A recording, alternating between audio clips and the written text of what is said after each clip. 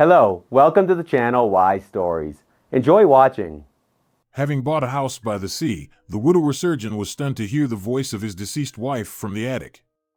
And when he climbed upstairs and saw the endless blue sea and the sharp, salty air were somewhat intoxicating, driving away old sadness. Dante wandered along the shore, watching the waves and seagulls. Suddenly, he felt an urge to take off his shoes and run along the shoreline as he did in his childhood. The pebbles, sharp and unfamiliar, pierced his feet, but this pain seemed curative to Dante. It was as if it was cleansing him, making memories fainter and less painful. Before his mind's eye, his wife Elena appeared once more. At first, she was laughing, then sad, and then she said, "Dante, I have cancer." But she no longer blamed him for not saving her, even though he was a top-notch surgeon who had performed many similar operations, most of which were successful. Yet, luck or something else unknown had failed them. Dante didn't know why, but the guilt still gnawed inside him, preventing him from breathing deeply. Sometimes, he felt as if he was no longer living, having died long ago with Elena.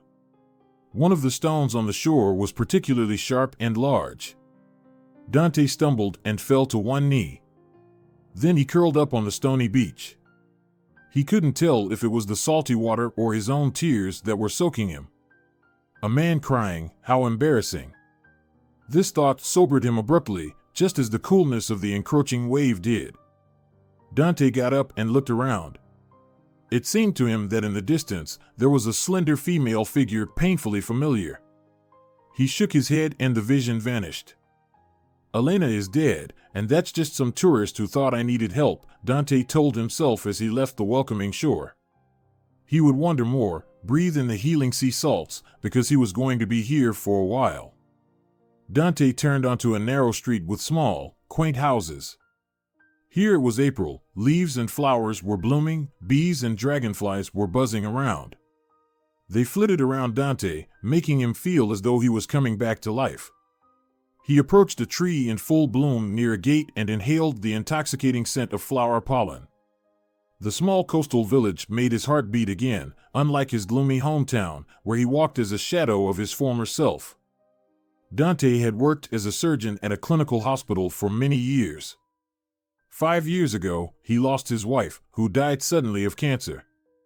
They had no children, few relatives, and those who lived in the same city only pitied him, deepening his sorrow and hindering the healing of his emotional wounds.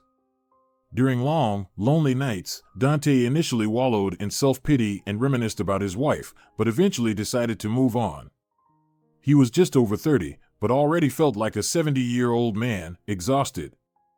Dante realized that to change something, he needed to leave his hometown.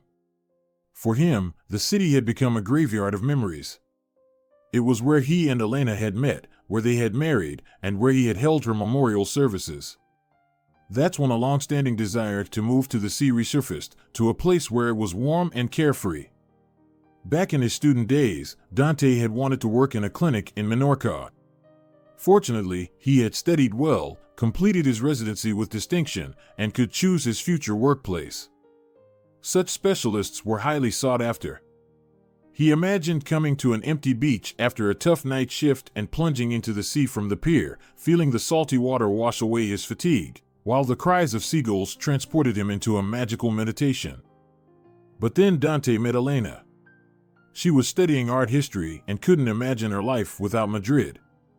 So Dante yielded to his beloved.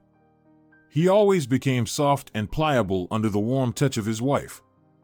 Thus, in Madrid, he became a truly top-notch surgeon, while his dream faded into the background of daily concerns and only later resurfaced like a life buoy, pulling him out of depression.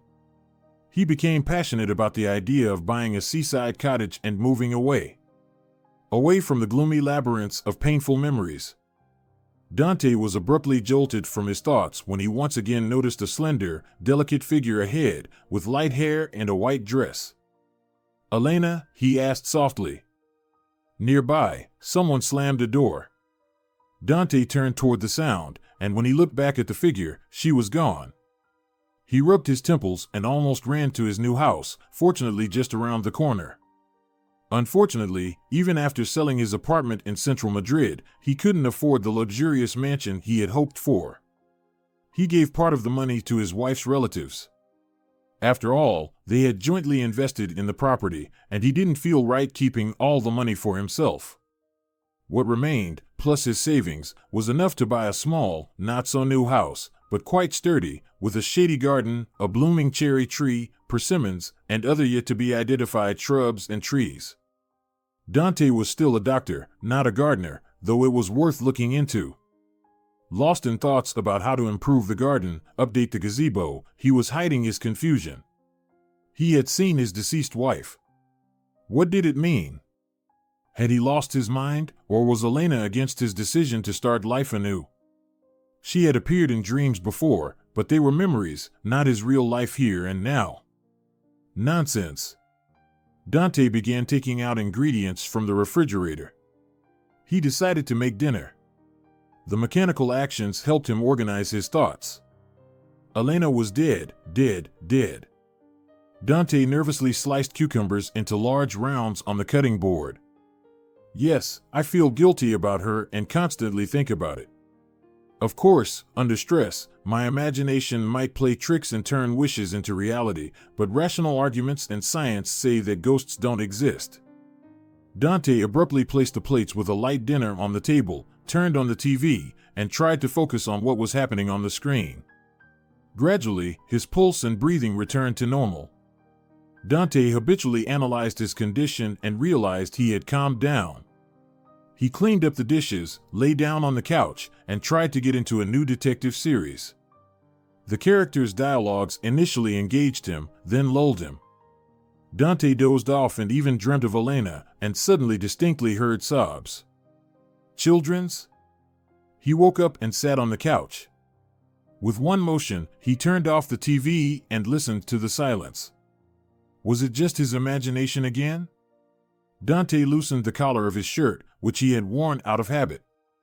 Elena liked it when he dressed up at home. Dante glanced out the window.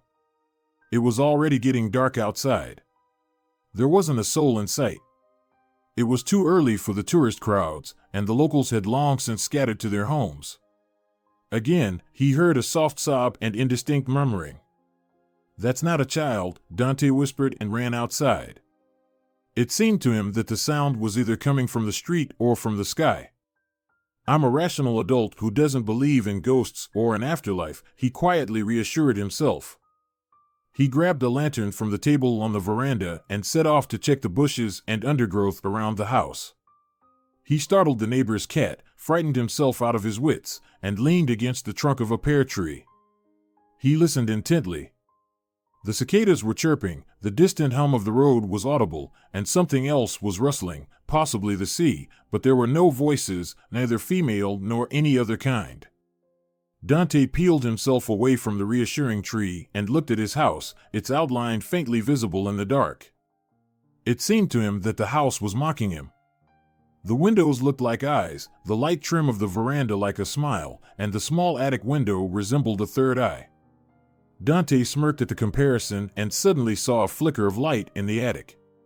He felt an urge to cross himself and have a drink. The latter was more appealing. Dante swallowed hard and cautiously approached the house. He opened the door, which creaked loudly. He could no longer hear the cicadas or the sea, the pounding of his heart filled the space. He was scared, probably for the second time in his life after Elena's death. He had always wished for Elena to come back, but not like this, not as a ghost or poltergeist, as they call it. Suddenly, he stubbed his little toe on the corner of the hallway, let out a soft howl, and hopped on one foot. He felt his hands shaking and his legs giving way. "I need a drink," Dante whispered. For some reason, he didn't want to speak loudly. It seemed as though he could be heard, especially since Elena had always been against alcohol. She never drank and discouraged him from doing so. Remembering his wife, Dante cursed again, then with determined steps headed to the buffet, opened a bottle of brandy, he had plenty of it from his time working, and poured himself half a glass. His friend Ernesto would have called this sacrilege against a 5-star esteemed drink, but Dante wasn't in the mood for sentimentality. He downed the brandy in one gulp, wiped his mouth with his sleeve, and feeling the warmth in his chest, resolutely made his way to the attic. As he approached the stairs, he heard the female murmuring or wailing again, hiccuped drunkenly, grabbed a leg from the dismantled veranda table just in case, then thought it seemed inappropriate to meet his deceased wife with a stick. He remembered that there were some flowers growing in the garden, but then shook himself out of it and, swaying from the unfamiliarity, clambered up to the attic. The attic hatch creaked in surprise as Dante opened it with one hand. He expected to see a cloud of dust, but the room was surprisingly clean and lived in. In the corner, a night light or candle flickered, and there was a female figure in a light dress. Dante swallowed and, like a puppet, walked towards her, but the closer he got, the more he realized that he was not facing a ghost, and the sleeping girl bore no resemblance to his late wife. She was sobbing and sniffling, muttering, and even cursing in her sleep. Her cheeks had visible bruises, her hands were covered in bruises and scratches, and her knees were scraped and bleeding. The girl was pulling them up, apparently feeling the evening chill. Dante dimmed the lantern and felt uneasy. He sat on the floor and studied the girl carefully, trying to decide what to do with her. Who is she? A stray? An adventurer? A thief? Or perhaps a relative of the former owners? But as far as he understood from the realtor's talk, the house's owner had died long ago. The relatives were only very distant ones. They had been in a lengthy legal battle over the seaside property and had finally sold it and divided the money. Dante stared thoughtfully at the stranger. He noticed that the girl's face was wet with tears, her lips were swollen, and her eyes were too. Maybe someone hurt her or was chasing her, he suddenly thought, feeling sympathy. The girl woke up from his intense gaze. She blinked sleepily and looked directly at Dante, and he felt as though the air in his lungs had vanished. Her eyes, they were as blue as Elena's, the color of heavenly violets with the veil of spring rain. All words flew out of his head, and once again, thoughts of ghosts and nightmares surfaced. I'm leaving now, the girl suddenly jumped up. This house used to be vacant. Are you the new owner, or?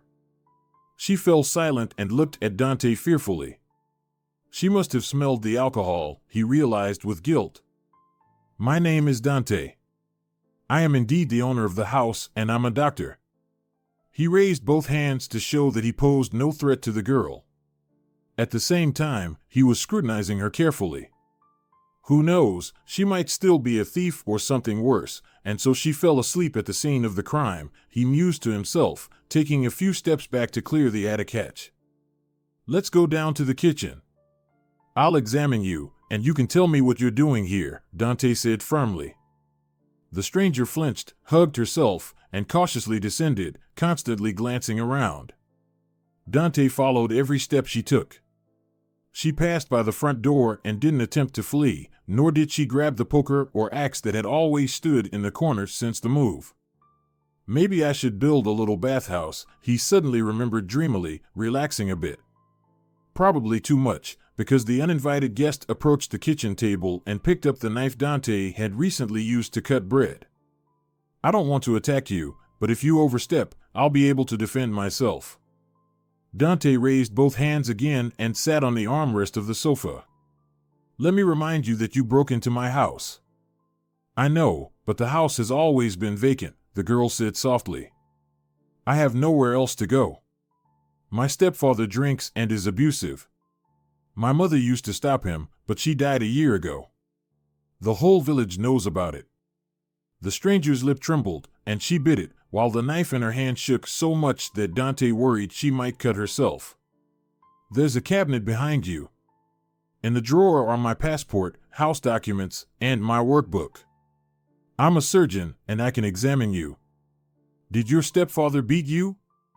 The girl sobbed again, backed up to the indicated cabinet, and carefully retrieved the documents.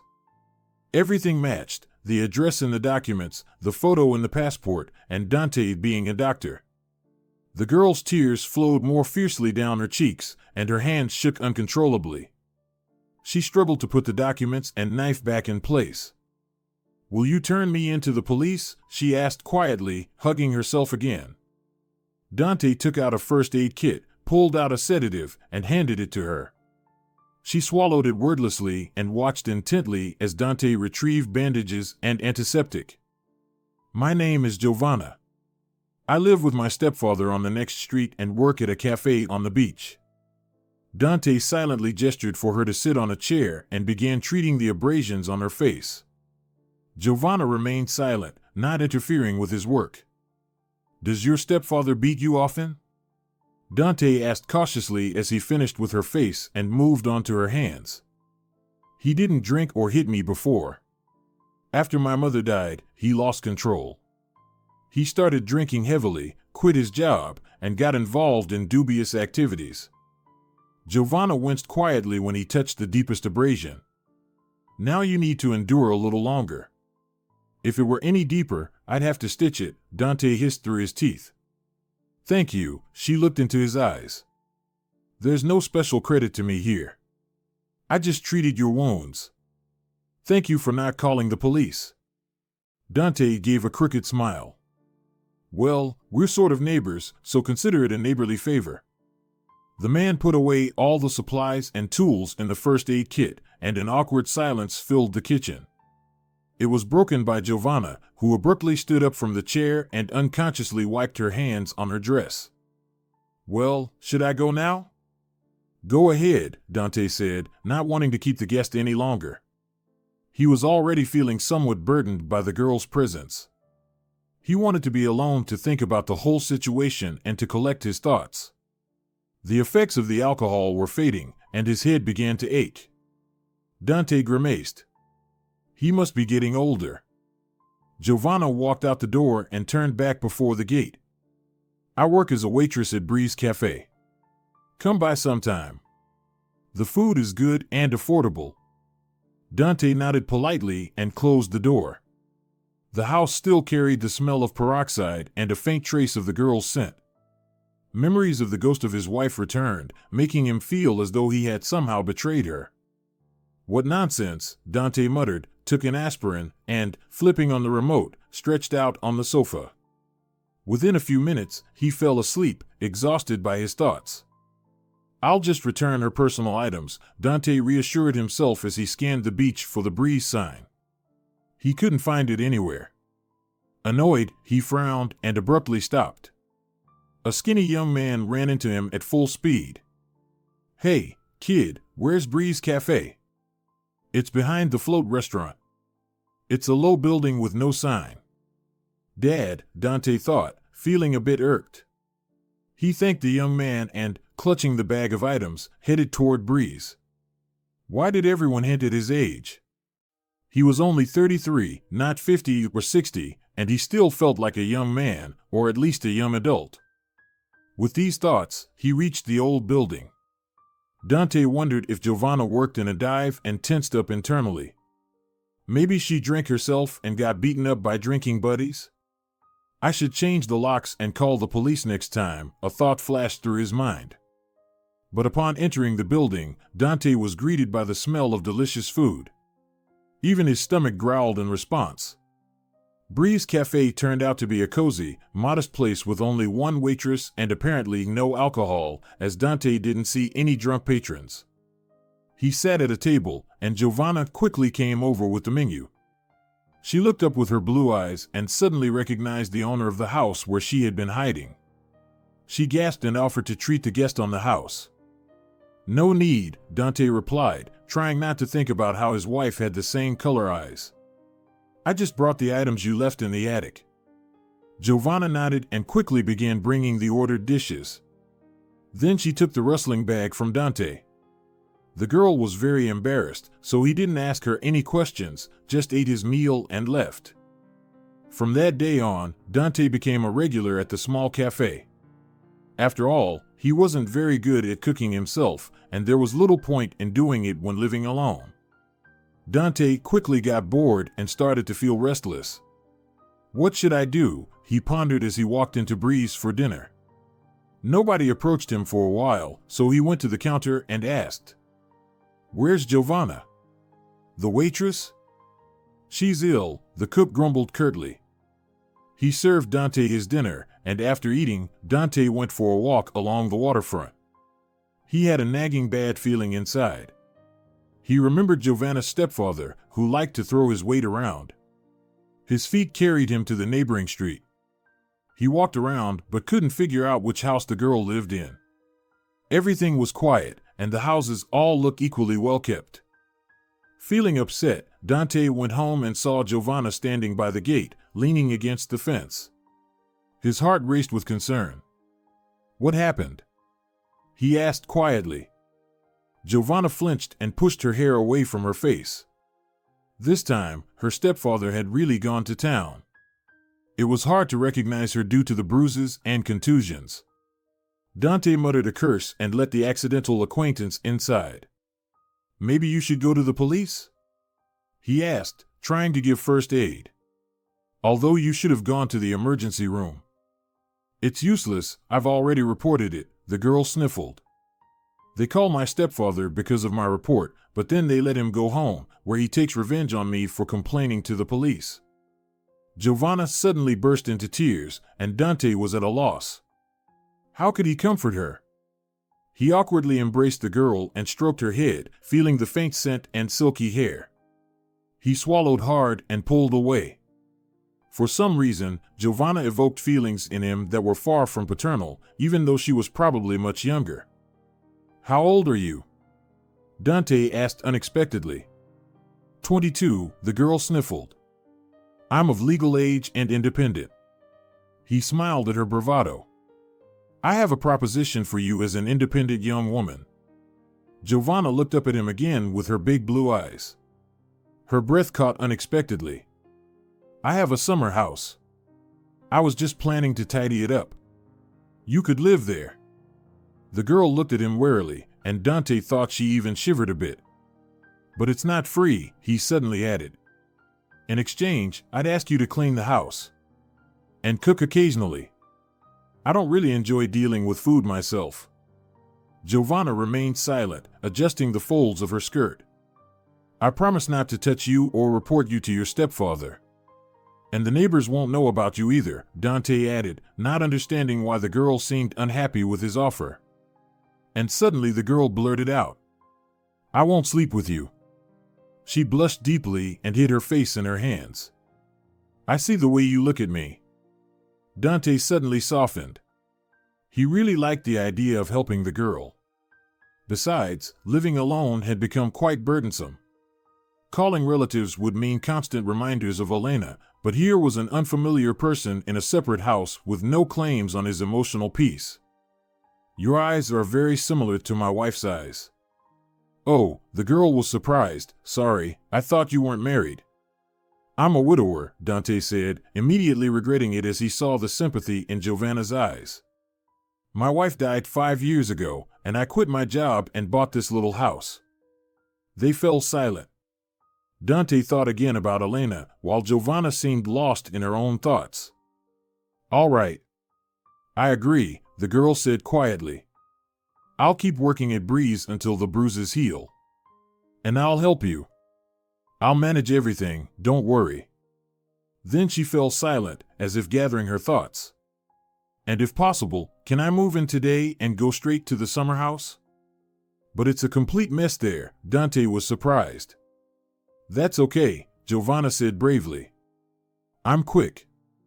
I'll clean up fast and won't make noise. I just need some rags and buckets.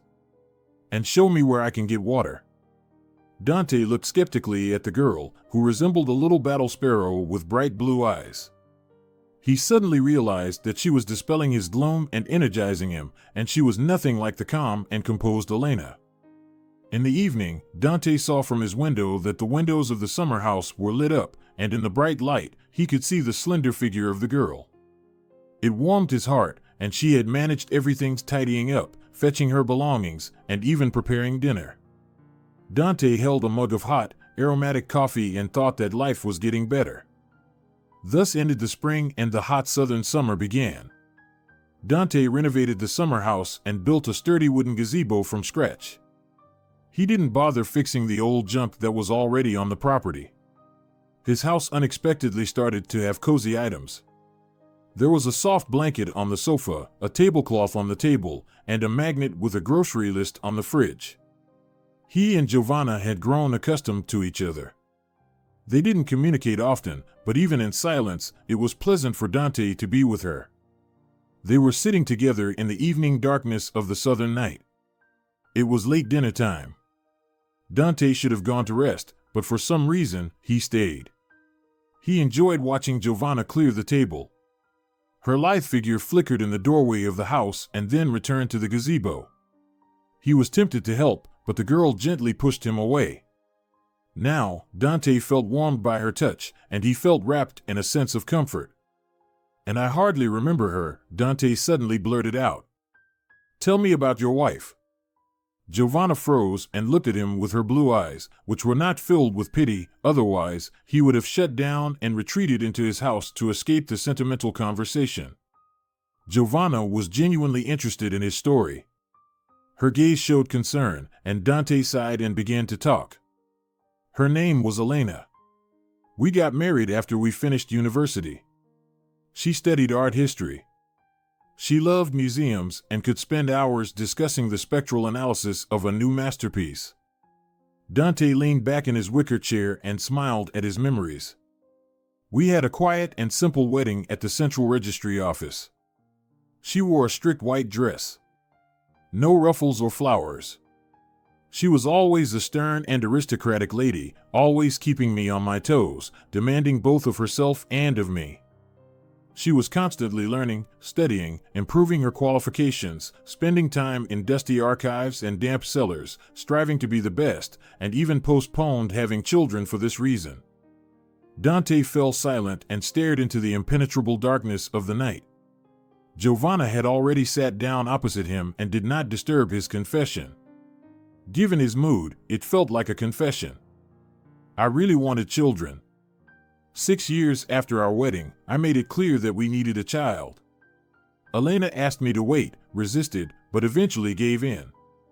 When she went to my acquaintance, a gynecologist, it turned out she had gynecological issues. She started treatment, but nothing helped, and eventually a benign tumor unexpectedly turned malignant. I volunteered to perform the surgery, although I rarely took on such complex cases. But I did operate on oncology cases frequently. Dante exhaled and rubbed his eyes. The surgery didn't go well, or maybe Elena had already given up the fight. She never wanted children. It scared her, and I pushed her, so I still consider myself at fault. The silence that followed was broken by Giovanna. She quietly said, "But she had a choice. She could have just left. It's strange to blame yourself for someone else's choice." Dante suddenly stood up, almost overturning the table, and looked sharply at Giovanna, who flinched and covered her head with her hands. This gesture cooled Dante. He had evidently reminded the girl of her stepfather. "What's wrong? I would never hit you." He reached out to Giovanna and then pulled back. "Sorry," he threw over his shoulder and disappeared into the house. In the morning, Dante was tormented by feelings of guilt. He went to the summer house with the intention of apologizing to Giovanna, but she wasn't home. He remembered that she worked at Breeze in the morning. After wasting some time waiting for lunch, Dante decided to take a walk along the shore and stop by her workplace. Within an hour, he briskly climbed the steps of Breeze, looked around, and noticed the cook at the serving counter. "Where's Giovanna?" he asked. "Her stepfather came and took her away. He's completely lost it. At least there weren't many customers at the time." Dante's heart sank. I couldn't even protect her, he thought, and he dashed out of the cafe. He only came to his senses as he was running toward Giovanna's house. Several police cars were parked outside. 3 resisting men were being led away by the officers. The whole house was lit up, and things were scattered everywhere. Dante scanned for the familiar silhouette of the girl, but only saw 2 drunken women of dubious freshness leaving the house. A real criminal den, Dante muttered and approached a police officer who was silently observing the scene. "Hello. I'm looking for the stepdaughter of the owner of this house, Giovanna." The police officer thought for a moment, asked why she was needed, and then shrugged, saying he hadn't seen any stepdaughters, she wasn't involved in the case, and there were no reports from her. Dante was about to insist and persuade the officer to look for the girl, but suddenly fatigue and despair hit him. He needed to get home and think about where to search for his temporary neighbor. Dante limped back to his house, hoping to see a light in the summer house, but it was dark. He went inside, took off his shoes, and froze. He could hear faint sobs coming from the attic. He smiled with relief and quickly climbed the attic stairs. Indeed, in the same corner where she had sat a couple of months ago, Giovanna was sitting. "Why are you here?" Dante asked, looking her over. "Seems like there are no serious injuries," he noted to himself, trying not to scare the girl who was clearly in a state of shock. Giovanna tried to speak but started gasping from her sobs. Dante rushed to her and picked her up. She urgently needed a sedative. He quickly administered an injection downstairs while Giovanna was having a hysterical fit. Dante stroked her hair and tried to calm her, while she clung to him and tried to say something. "They're looking for me. They'll put me in jail." Dante rocked her until the sedative took effect and she just fell asleep. Then he sat by her side for a long time, holding her hand while she slept. Giovanna sobbed in her sleep and clung to him. Soon, Dante himself was overcome by sleep. He fell asleep right next to her and woke up to a gentle touch. Opening his eyes, he saw Giovanna and smiled. "Good morning." The girl blushed and jumped up. "I need to leave urgently." "Where to?" Dante, also getting up from the couch and shaking his head to wake up, asked, confused. "My stepfather said that the police are looking for me too." She turned and walked out of the house. Dante stood for a moment, regaining his composure, sighed, and muttered, "Oh, these women." He ran into the summer house and stopped the girl's frantic packing. "Where did you get that idea?" "My stepfather told me when he brought me here. He said I'm wanted and need to sell my share of the house urgently. He's already found buyers, and then the cops showed up, everyone scattered, and I slipped out through the window and across the yard." "And weren't you surprised that no one chased after you?" Dante asked with a smile. "But I'm quick, I guess they didn't notice me," the girl said uncertainly. "My stepfather tricked me, didn't he?" Giovanna guessed and sat on the bed. "Yes," Dante confirmed. "He probably knew he would be arrested any day now. He wanted to sell the house quickly and leave you with nothing." "But how can we know for sure?" The girl frowned. "I asked the police if they were looking for you. They said they had no such task." Giovanna exhaled and suddenly looked at Dante with her cornflower blue eyes. "Did you look for me?" Dante sat next to her and unexpectedly hugged her, burying his chin in her soft hair. "I was very scared when I couldn't find you at the cafe, and the cook said your stepfather had taken you. And you know what else I think?" "What?" The girl looked at Dante attentively. "That everything will be okay with us," he smiled and kissed her on the forehead. Giovanna froze but did not pull away, and they settled into each other's embrace. For the first time, Dante was experiencing autumn not in Madrid but by the warm sea. But it wasn't just the unusually hot September that delighted him, it was also the upcoming date with the girl of his dreams. That's how he mentally referred to his neighbor, who accepted his courtship but kept him at a distance. Dante really wanted a new phase in their relationship. Giovanna wasn't just someone he liked. She helped him believe that he could have a future as well. Yes, he remembered his deceased wife and always would, but he was only 33, which meant he could still be happy. Although at first, he mentally sought forgiveness from Elena and felt guilty, he now understood that he couldn't cling to the past. He needed to move forward, and that step would be getting closer to Giovanna.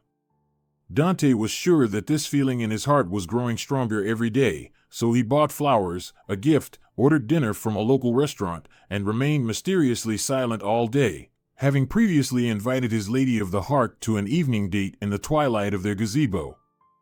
Giovanna blushed charmingly and smiled shyly, which filled Dante's soul with even more warmth. He was confident that everything was going well. They were two wounded souls who had found each other to heal and find happiness. Finally, the sun began to set. Dante picked up the order from the restaurant, set the table, put on his favorite shirt and bow tie, and waited for Giovanna in the gazebo. The girl arrived 15 minutes late. Her fingers were trembling, and her cheeks were flushed with a feverish blush. "It seems I overdid it with the mystery," Dante muttered, hugging Giovanna and warming her hands. She pressed against him, and it was clear that she was very nervous. "I just wanted to give us a celebration," he said, looking at Giovanna with a bit of confusion. "Yes, I'm very grateful to you," the girl said softly. "It's just that no one has ever asked me out on a date, so I don't even know what to do. I think I was supposed to be late, right?" Dante chuckled softly, pulled out a chair for her, and seated her at the table. "Of course. And now you must try these delicious dishes and praise the chef. And the man who organized this surprise for you.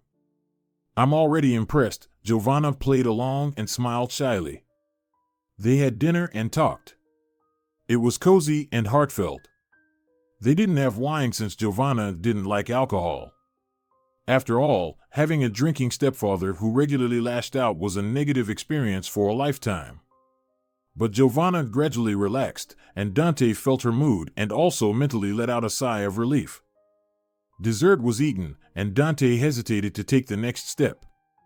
"I think I should go to bed," Giovanna said as she started to get up from the table. "Wait," Dante jumped up. "I have a gift and a request for you." The girl sat back down and looked at him with surprise. Dante walked around the table, knelt down, presented a case with a gold ring, and began his prepared speech. "Giovanna, I met you only 6 months ago, but even now I feel that you are very dear to me." Dante hesitated, couldn't find the right words, and fell silent. Then he got up from his knee, lifted the girl, sat back in the chair, and placed her on his lap. "I might have overdone the formal part, didn't I?" Giovanna smiled and nodded. "Then let's redo it." Dante took the ring and slipped it onto her finger. "Well, it fits." He kissed her hand, which made her cheeks flush even more. "This is to show that you are very dear to me. I know it's been a short time, but I would really like us to try being together." Giovanna pondered and cautiously asked, "What does being together mean?" Dante embraced her. "It means falling asleep and waking up together, making breakfasts, dinners, and lunches, getting a cat, sharing sorrows and joys. And everything that comes with that." Dante kissed Giovanna on the neck, then suddenly stopped. "Sorry, I got carried away. Or do you have no objections?" Giovanna had hundreds of questions. Did he love her seriously? What was their future? And would they be happy? But she simply smiled at her beloved man and leaned in for their first serious kiss. Now everything would be real, and they would fall asleep and wake up together. As for what would happen next? That thought immediately left Giovanna's mind after the passionate kisses. A year passed. Dante was running around their house, tripping over a scared kitten that Giovanna had brought a couple of weeks ago. "My passport. Where's my passport?" Giovanna smiled, calmly walked to her bag, and pulled out a packet of documents. "You've already gathered all the documents. Why are you so worried?" Dante sat down on a chair and exhaled. "You understand how important this trip is for us. After all, to open a new cafe and do everything right, we need money. My savings won't be enough, and I hope Ernesto will invest in our venture so we can finally build a decent house. And generally feel better, so I won't have to work at the hospital anymore." Giovanna approached him and embraced him. "We're doing fine already. And by the way, we've discussed this many, many times. Calm down. Everything will go perfectly, and Bonita and I will wait for you." The kitten heard its name and ran to its bowl. "He thinks you called him for lunch," Dante laughed, feeling his anxiety fade into the background. He now had his own little family, who loved him simply for being who he was. Despite everything, he really didn't want to return to Grey Madrid. Though the weather in their village wasn't great either. Dante grimaced. What's wrong? Giovanna asked, noticing his reaction. I was just imagining what it would be like to fall asleep and wake up without you. Giovanna smiled at the joke, and a taxi honked outside. You should go, the girl said, escorting Dante to the car. She stood on the road for a long time, with a bad premonition tightening her heart. She shivered and went back inside, where the hungry kitten greeted her joyfully. He'll definitely come back to us, won't he, Bonita? The kitten meowed in agreement and eagerly began nibbling on its dry food. Dante landed in Madrid and immediately called his old friend. They had been together since school, although they now communicated much less often, but he still considered Ernesto his best friend. Oh, Dante, you've already arrived? He heard Ernesto's voice. Yes, where shall we meet? I'm here for a short time. They decided to meet in a restaurant in the center a couple of hours later. Dante arrived first and soon met Ernesto. They shook hands firmly and hugged. So, who do you want to open your restaurant with? Ernesto asked after ordering food and reminiscing about a few shared memories. With a girl, my girl, Dante replied firmly. Wow, you have a girlfriend now? What about Elena? His friend suddenly asked. You can't have forgotten her? It's been almost 6 years, Dante interrupted curtly, remembering how much Ernesto had liked his late wife and had even been jealous of her a few times. So, will you help? Ernesto fell silent and threw a crumpled napkin onto the table. Not right now. Business isn't going smoothly, so I can't pull out any money at the moment. Maybe closer to summer. You can start, and I'll join later. Dante looked at his friend closely and realized that, despite their closeness, Ernesto had not supported him either after Elena's death or now. Maybe their friendship was a thing of the past. Fine, if not now, then later. Dante closed the topic and shifted the conversation to mutual acquaintances. An hour later, as they were saying goodbye, Ernesto asked, Are you going to visit Elena's grave? I've already been, Dante answered curtly. My flight back is soon. Well, as you wish, Ernesto grunted. Expect me in the summer. You can introduce me to your girlfriend then. Of course, Dante said, forcing a smile, while privately wishing Ernesto a vacation in Turkey or somewhere far away. Dante left the restaurant, waved goodbye to his friend, and started walking through the streets of Madrid.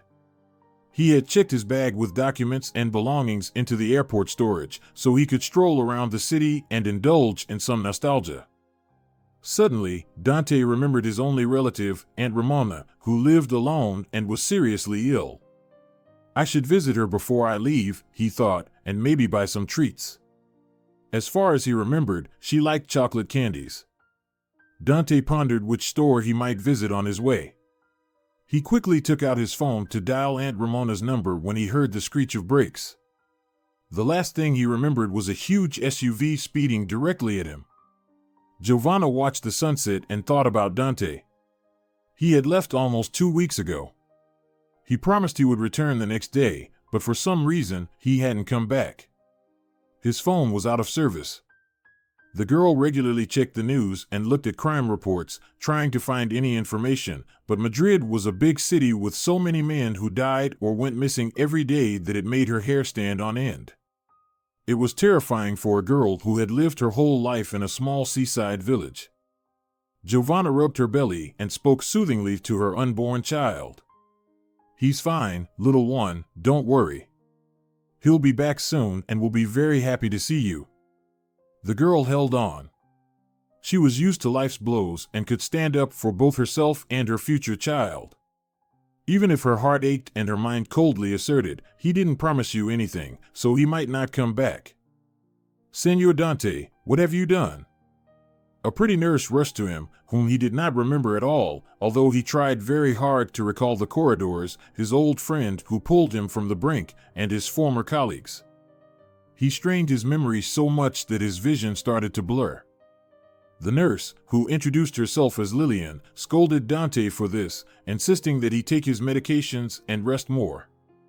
He lay on his right side, then his left, and then he grew tired of lying that way, as his mind was blank and demanded to be filled with new knowledge, which was waiting for Dante just outside the ward door. After a hearty lunch and Lillian's instructions, he decided to visit his friend's office.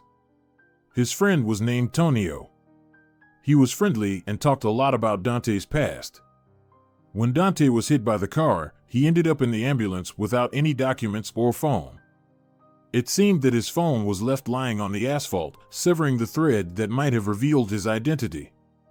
On the operating table, Dante was in a nearly hopeless state, and it turned out that Tonio, who happened to be on duty that day, immediately recognized Dante and did everything possible and impossible for him. Several surgeries, weeks in intensive care in critical condition, followed by clinical death and a coma.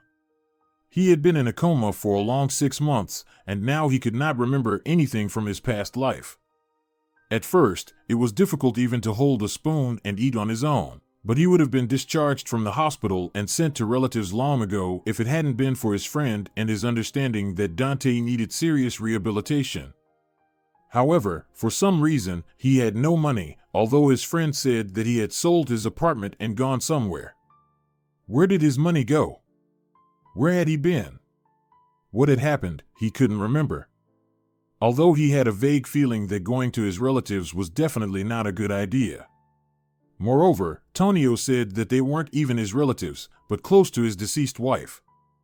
Yes, it turned out that Dante was married, but he didn't remember his wife either, which frustrated him. It also seemed to hinder his recovery because every attempt to extract anything from the depths of his murky memory was met with headaches and fatigue. "Hi, Tonio." Dante entered his friend's office and shook his hand. Tonio patted him on the shoulder and looked closely at his face. "Hi, are you tired of lying down?" Dante hesitated. "I don't want to occupy the ward anymore. I'm feeling better, and I can continue the necessary therapy at home." Tonio looked at his friend thoughtfully and nodded slowly. "Today I called Aunt Ramona. She's your mother's sister. She said she wouldn't mind if you went to stay with her after leaving the hospital. Aunt Ramona is elderly and ill, but she has a 3-room apartment in the center, right next to our hospital. It will be comfortable for you there, and our nurses can come by to give you injections and check your condition. I'll also be visiting, and I really can't keep the ward any longer." Dante hugged Tonio and thanked him sincerely. "I'm in your debt." "Oh, don't mention it. You also patched me up after a fight, although you don't remember it, but I'm telling you for sure. We're even." They chatted a bit more, hugged again, and Dante went to pack his things. By evening, he stood in Aunt Ramona's apartment, watching the twilight settle over the city. It was August, the nights were no longer like the days, but they weren't as dark as in the south. A memory scratched at Dante's mind, but he couldn't grasp it before Aunt Ramona's voice came from behind him. "Darling, don't stand by the window. You'll catch a draft. Come on, I found some photos of your mom and dad. The doctor said you need help to recover your memory." Dante nodded and walked into the living room with its high ceilings. It was warm and cozy there. He intuitively felt that Aunt Ramona was a close person to him and that this apartment was almost like home. So the days of his rehabilitation flowed on. Memories reluctantly filled Dante's inner emptiness drop by drop, but the encroaching autumn, dampness, and a sense of hopelessness weighed on him and made it hard to breathe fully, as if something was missing. Maybe I jumped in front of the car myself, Dante thought sadly. After all, why did I step into the red light? The driver received a fine and some not too serious punishment. Dante also paid a fine, which was deducted from his accounts. Witnesses said he was just looking at his phone and didn't notice the traffic light. It was all very strange. He felt a heaviness inside that wouldn't let him rest. He had already met with his wife's relatives, who looked at him gloomily and somehow accusingly, as if he had run someone over, not the other way around. Dante visited his wife's grave. He vaguely remembered her, but realized that he no longer loved Elena. It was as if some other feeling had replaced his attachment to his deceased wife. Yes, he felt gratitude, sadness, and warmth at the sound of her name, but he didn't feel love. Elena's relatives said that he couldn't save his wife because of the surgery, and she died afterward. But Dante didn't feel guilty. Either they were wrong, or that feeling had also long since burned out. Or maybe too many years had passed, Dante thought. He restored his documents and discovered that he had a small house on the coast of Minorca in some tiny village whose name he constantly forgot. Dante called Tonio. "Hi, friend. Want to go to Minorca?" "I'd like to, but it's too early for you to fly. Let's go next fall. It'll be the velvet season, dark nights, hot beauties, and we'll be among all that blooming scenery." Dante smirked. "I suspect that in this tiny village, the only hot things are the grilled sausages on the beach, and for the local beauties, will be nothing but smooth-faced kids." Tonio burst into laughter. "You really know how to spoil the mood. So what are you going to do?" "I wanted to take a look at my little seaside house. But if you say it's too early to go, is your offer to help with the archives still valid?" "You wound me," Tonio laughed heartily. "The stacks of dusty papers are dreaming of being in your hands."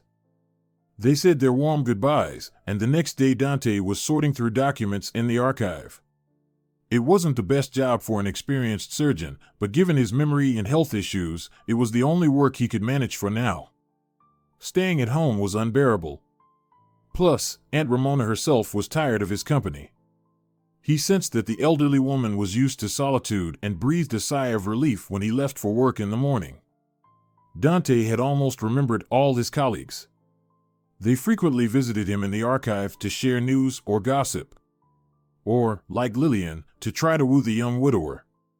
Dante just smiled when he saw that every day Lillian's nurse's robe seemed to get shorter and shorter, and the top buttons had long forgotten when they were last fastened. He might have responded to the nurse's direct advances, but something held him back. He couldn't pinpoint what it was, but he intuitively felt the need to go to his seaside house. What awaited him there? Dante would find out soon, as a year had flown by with work and daily concerns, and it was now time for their vacation.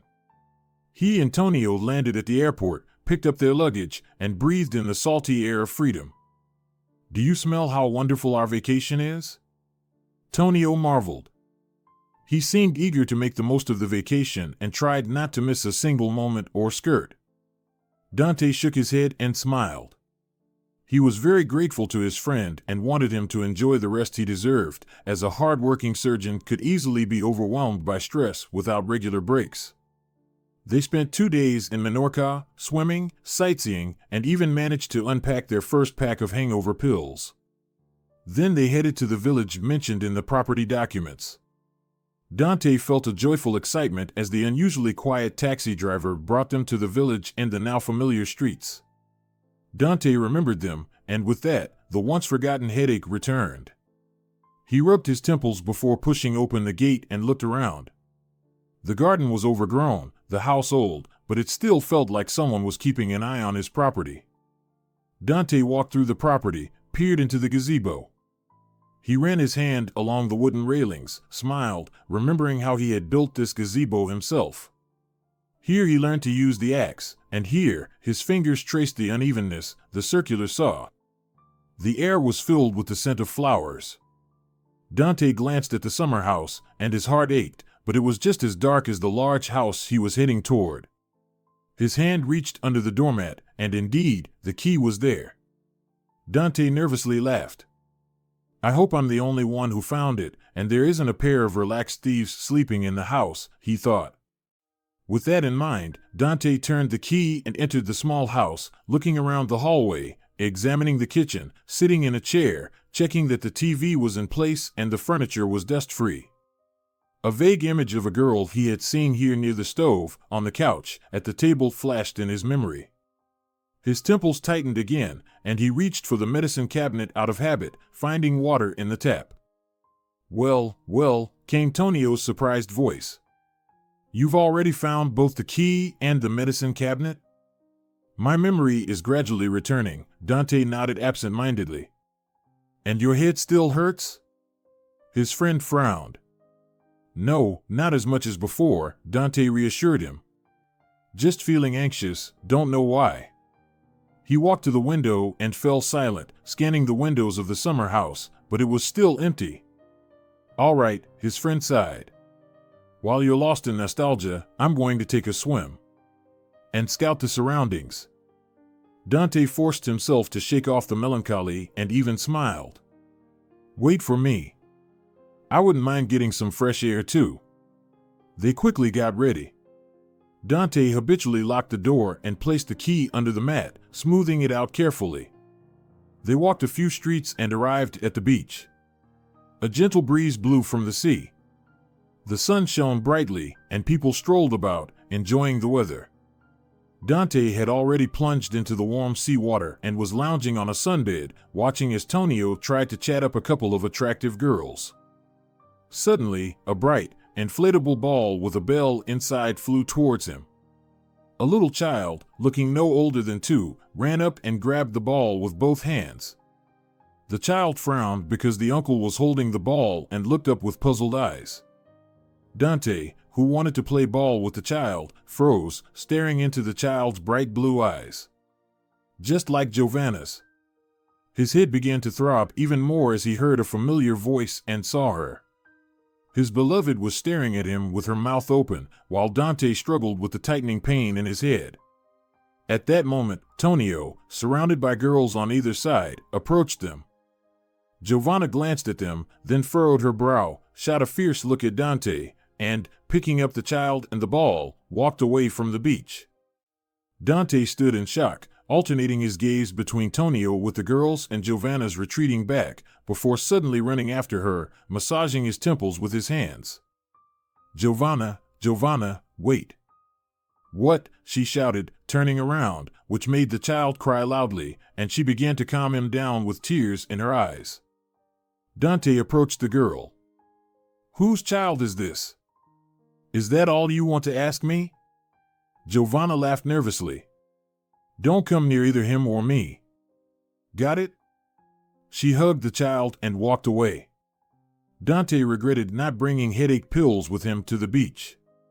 He just couldn't talk to her properly right now because his consciousness was literally drifting away, and he couldn't focus on any one thought. His mind was a complete mess. All the memories surged in at once. He felt so terrible that his legs felt like they wouldn't hold him. Tonio understood his state, said a hasty goodbye to the girls, and quickly got his friend home. "I'm thinking," Tonio mused. "Should I give you cognac or a pill? The doctor would give you a pill, but I'm your friend, so I suggest you drink. After all, finding your son and wife on the beach is quite a twist." Tonio sat down and poured cognac into a glass. "What son?" Dante snapped. "I've been gone for 2 years. She's probably already remarried, and not to me. She probably didn't suffer for long and didn't search too hard." Dante's words sounded bitter, and Tonio laughed heartily. "Are you serious right now? Well, I'll cut you some slack since you recently cracked your head pretty hard. But you haven't forgotten basic math. What does math have to do with this?" Dante grumbled, sticking his head under the cold water tap, drying off, and pouring himself a glass of cognac. They clinked their glasses and drank in one gulp. "Lemon would be nice," Tonio muttered. "Anyway, listen to the math lesson from the great surgeon Belov. When you left, your girlfriend was probably already pregnant, because the child is definitely around 1.5 years old. My little sister had 3 such tots, so I've learned to estimate their age by eye. And?" Dante couldn't hold back, taking a lemon from the fridge. "And the fact is, by age, that's your son. Unless, of course, she was cheating on you." Giovanna couldn't. "She's an honorable girl." Dante suddenly got angry, and Tonio poured him more cognac. "Don't get worked up." "That's exactly what I'm saying," Tonio agreed. "But most importantly, that boy looks just like you." Even the girls from the beach noticed it. Dante froze, then broke into a smile. "Really looks like me?" "You're really getting sentimental," Tonio laughed good-naturedly. "Yes, he looks like you. As for your girl, or wife, I guess." "Wife," Dante said firmly, and hiccuped. She's really upset with you, and you need to think about how to fix it. Dante jumped up and prepared to leave. I'm going to see her right now and explain everything. He swayed slightly from the alcohol, and Tonio caught him. No way, hero dad. First, sleep it off, then go. And you need to act carefully and thoughtfully. I think she's in such a state right now that she might just hit you with a rolling pin, and you shouldn't be hit on the head. That's coming from me as a doctor. Dante agreed, but the next day he found himself standing in front of Giovanna's house. Well, their house with the stepfather. Dante was wearing a white shirt and a blazer, holding flowers. He was very nervous and wouldn't have had the courage to knock on the door if it weren't for Tonio's impatient voice. Well, how long are you going to dither, Dad? His friend stepped forward, knocked, and loudly called for the owners. At first, they heard the patter of tiny feet, and then the door was opened. Giovanna silently looked at the men. Good afternoon, Tonio said. I'm Dante's friend and his doctor. Doctor? Giovanna was surprised. Tonio sensed the girl's soft spot. Apparently, she still cared for Dante and was worried about him. Doctor, he said emphatically, I've brought his entire medical history. What illness? Giovanna paled and led the men into a modest living room. The little boy spun around nearby, playing with a colorful ball again. Tonio handed over the medical history, which they had brought from Madrid in case Dante decided to stay in the village or suddenly felt unwell. Giovanna skimmed through the documents. Accident, clinical death, coma, amnesia. Dante, oh God. She threw herself around his neck, and Dante exhaled, feeling the tension leave him. It's all right now. Really, really. Just don't cry. Giovanna hugged him tightly and mumbled something to herself, while Dante smiled warmly, feeling the sadness lift. The little boy looked at his parents, unsure whether to cry or laugh. Tonio sensed the mood and picked up the child, carrying him into the garden. Let's go, little one, let's play with the ball. Let your mom and dad talk to each other alone. Dad? The boy repeated, surprised. Dad, Tonio repeated with pride, tousling the boy's light hair. If you're enjoying it as well, leave a like and subscribe to the channel.